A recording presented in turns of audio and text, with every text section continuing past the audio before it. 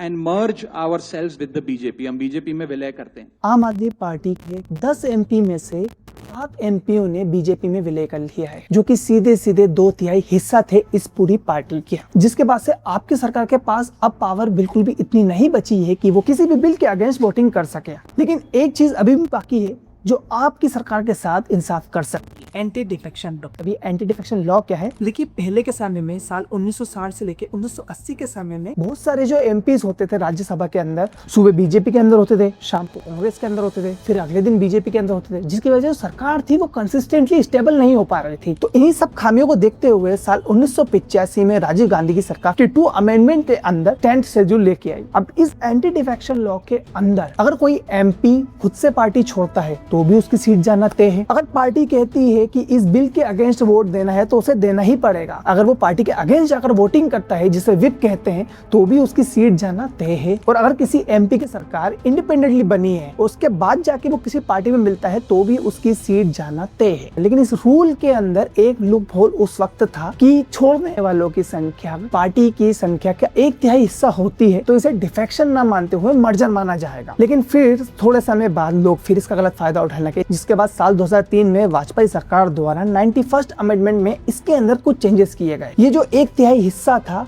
इसे बदलकर 2/3 हिस्सा कर दिया गया। आज के समय में भी आप देखेंगे तो ये जो पूरी संख्या है ये 2/3 ही है। लेकिन अभी भी इस चीज का डिसीजन लेना राज्यसभा के चेयरमैन के हाथों में है। अगर वो इसे डिक्लेयर करते हैं कि ये डिफेक्शन है तो इन 7 लोगों की सीट चली जाएगी, और अगर वो इसे मर्जर डिक्लेयर करते हैं तो इन सब की सीट बच जाएगी और इन 7 एमपीज का बीजेपी में विलय सक्सेसफुल हो जाए। अब आगे क्या होता है इस चीज की न्यूज में आप तक जरूर पहुंचाऊंगा। बाकी ऐसी अपडेटेड न्यूज के लिए इस चैनल को सब्सक्राइब करें। तब तक के लिए जय हिंद, जय श्री राम।